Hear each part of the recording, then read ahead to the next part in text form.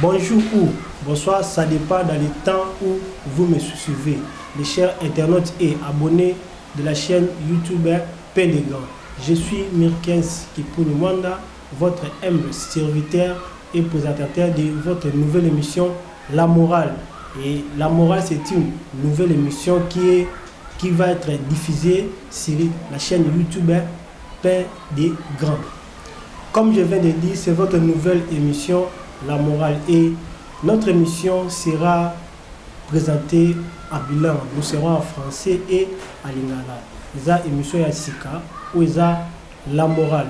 Émission na biso tokolobela matali morale et pour être tokita na kacha mozindo sujet oyo bien thème oyo tokolobela durant nos émissions c'est la morale et na kacha morale tout ça ba terme na ba sujet ebele oyo toko exploiter mais pour na lelo toko talisa bino différence oyo ezali entre la morale au féminin et le moral au masculin. Il y a bien été belé ba kamwe moral ezalaka na féminin ezalaka pe na masculin et toko banda na la morale oyo ezana féminin oyo tolobelaka mingi la morale avec et à la fin. Par définition, la morale ou ezali na féminin, ezali ensemble, il y a ma doctrine, ezali ensemble, il y a ma loi, ezali ensemble, il y a ma conduite, ezali ensemble, il y a ma bonne mœurs, ezali ensemble, il y a ma relation sociale, ezali ensemble, il y a ma makambo, tozali ko sala, il y a bien, oyoyo, ezala oh mutoyo asali eloko quelque part bon ah adana morale a bien te donc morale oyo ezala féminin ezandeti éducation oyo to salaka na nzela éducation du fils oyo to bimala nzela comportement oyo to salaka na nzela ndenge to tambolaka yango ba bengaka yango la morale et la définition il y a bien la morale c'est une science de séparation du bien et du mal. C'est ça la morale. La définition il y a mukuse la morale ezali science oyo ezali ko kabola mabe na malamu. To moni deux mots et demi kuna kati ezali le bien et le mal. Ce qui toye na les biens ezali onyosu ezali opposé na le mal. Donc les biens ezali c'est la droiture, ezali la bonne foi, l'honnêteté et la vertu. Ce qui totali les biens et le mal to zongi na kati ya buku oyo etambosaka biso nyonso surtout oyo tobengi la Bible soto ke na Genèse chapitre 2 le verset 9 tokotanga tokomona ke non Nzambe aza kotalisa ma les biens et le mal alakisi Adam okoki kosala nyonso mais nzete oyo okoki kosimba yango te parce que ezali nzete oyo eza kososolisa les biens et le mal. Dieu a ébagi déjà tant au satan a quitté la mokili, to komi na mabe pemben na biso. Alors morale sikoyo, ils ont science oyo, ils ont ça séparation entre mabe na malam so qui peut toquer na Galates chapitre 6 le verset 10, to komo na ngo non différence entre bien et le mal. Et le mal auto bengi mabe, ils ont opposé ya makambu ya malam donc ce qui est mauvais yangwana to bengengo le mal na kati ya la morale au féminin tout ça na ba synonyme ebele nous avons les bonnes mœurs nous avons l'honnêteté nous avons la probité nous avons la vertu tout le monde a rabattu ah muto aza honnête hein? Cette personne là a une très bonne morale ou ezali na féminin tout moment mona ba musu ba non ah ngai ba bien ngai kiri les probes eza kozala na probité eza muto yo azali na ba droiture ya bien ezali muto yo aza kolanda nzela elamu bien dans l'éthique du mot la morale nous avons beaucoup de livres où eza kotalisa biso avec détail il y a le mot moral la morale plutôt où ezali na féminin ce qui aujourd'hui ouvrage oyo ezali bongo intitulé la frette sur les saints oyo Jacques Boutelo Mutu a comment aloba na livre na boy je cite sans morale il n'y a plus de vin de Bordeaux, ni de style. La morale, c'est le goût de ce qui est pur et défie les temps. Jacques Boutelo a le bongo pourquoi?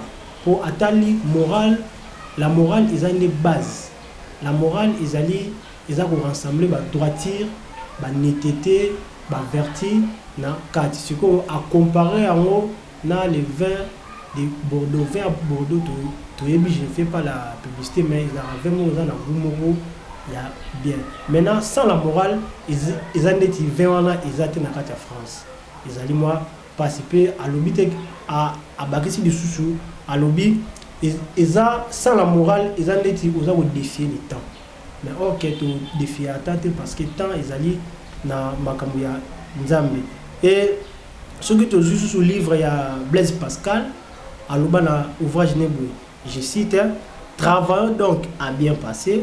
Voilà les principes de la morale. Les principes de la morale est travaillons donc à bien penser. Pour travailler, Narukansa, Malam. Et à Bakissi, la morale, c'est l'amour. C'est beaucoup plus que l'amour. Donc, Moutoyo a dans la moralité, où ils ont la féminine, a dans la volonté. Moutoyo, où ils ont l'accent moral. Parce que d'autre part, quand on parle de la morale, tout le monde a le rôle, ils ont croyance dédiée aux hommes. Au sala, soit au salaté, ils ont dépendre de la buisson. Et on a fait ça. Détail on a pour que tout y est très bien la morale ceux qui est allé ni quand dans le bas qui na ébandi pour les chrétiens éthique moraux ils allé wana livre ils allé c'est la Bible où ils a pour tel service babé na malam ceux qui OK na mupandi na biso ya bandi na biso les musulmans nous avons le Coran où ils a pour tel service babé na malam et à partir de wana tout ça pour tala déjà morale ezali na bakati ya ba livre wana et na kati ya ba livre wana tout ça pour mona ndenge nini madame au test sur droiture honnêteté la vertu ndenge nini to kokiko tambula. Donc aujourd'hui si vous devez parler de la morale avec et à la fin qui est au féminin eza et entrer na ba définition au surtout na lobby eza et entrer na ba éthique nyonso oyo na tangi contrairement à ce que na les morales aux na masculin les morales sans et les morales par définition c'est l'ensemble des facultés mentales de la vie psychique dans le mot psychique ils ont ya psychologie voilà ce que zone na psychologie ce qu'on a psychologie na biso et morale na masculin ils ont état de la psychologie de quelqu'un où ils ont à se présenter devant pour affronter les défis de la vie pour affronter les événements les difficultés par et d'autres voilà ce que tu as na morale où ils ont na masculin ils ont sous morale où ils ont na féminité par exemple et non tu vois ça exemple docteur Atali malade a dit la morale est plutôt les morales des malades ABC. On a la morale, il y a féminité. On a photo sur la morale, il y a masculin. Parce que morale, on a autre chose, ils ont ce état psychologique qui a moto à ta morale là, il donc ouais il y a là azo sala ni malamu azo sala ni mabe mais morale là c'est quoi ils ont sous bien té. Voilà ce que tout le monde là les morales.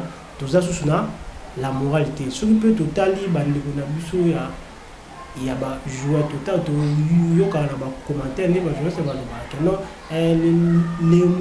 les morales de ces joueurs sont à la hauteur donc morale la bande va préparer un match ils ont sur moralité où il y a vous averti bien vous avez parce que va jouer la carte terrain ba kosa et là où ils ont beauté il est à celle même morale ne se les a bien à déterminer à marquer babi à ko bête un peu bien donc morale na masculin ezali moral oyo to c'est la na psychologie ndenge to lo ba na terme na biso ba kino ba ya moral ya neni ate ya moral ya pena c'est ya moral ez wa ce moral oyo to c'est la wala ba te bele ba ye ba sala différence wana te agolo ba moral na féminin na place ya moral oyo na masculin ok il faut qu'on utilise le mot appelé makambo eza basé sur la morale toyeba ndenge nini etambola biso tokoki kotambola ndenge nini tokoki kokanisa ndenge nini tokoki kosala pour ke bavi na biso ezala na